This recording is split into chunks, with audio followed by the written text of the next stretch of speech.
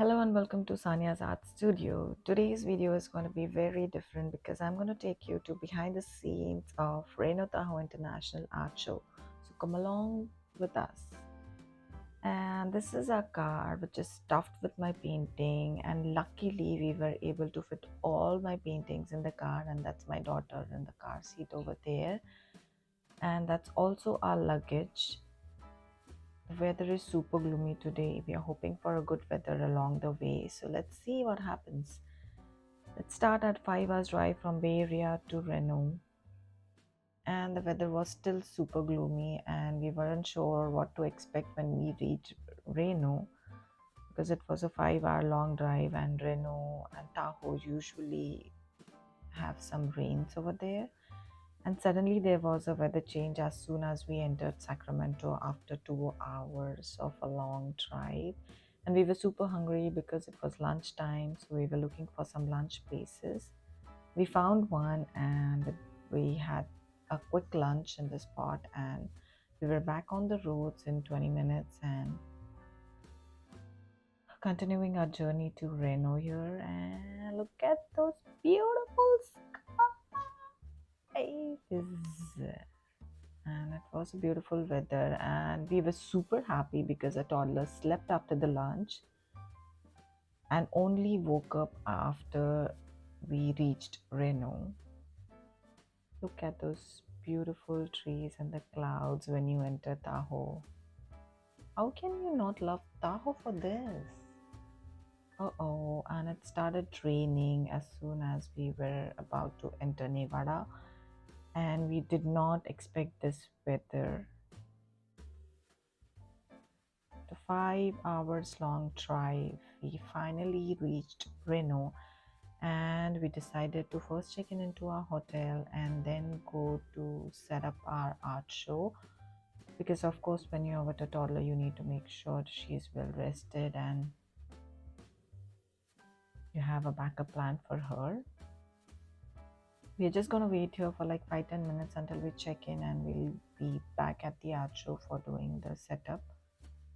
And of course, this is my full-time unpaid employee at work. We did hire a handyman, but unfortunately we weren't able to get one, so we had to borrow some tools from a neighboring artist who were very kind to share their tools with us for the setup. Lots of calculation and setting our booth and visualizing where which artwork goes. Our booth was getting ready. 3 hours later, ta-da! This is what my booth looks now after setting up all the artworks. And of course you have to decide where you have to place your artworks, and you have to curate your own wall at the show. You don't get any help with that. So this is how I curated my walls at the show. And this was the opening night, and I forgot to take some videos, so excuse me here.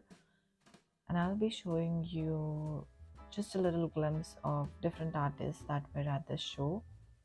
This was the very first show where I saw so many varieties of art and artists over here from different backgrounds. Of course, it was sculpture, of course, it was woodwork, some traditional art, some canvas art, and so many other things that you usually don't get to see at any art show.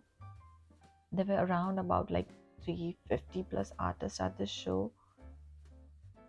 It was definitely overwhelming to see so many artists at once. So many art collectors made sure they came over a period of time, like they kept coming for 2-3 days in a row to make sure that they are able to see all of the artists.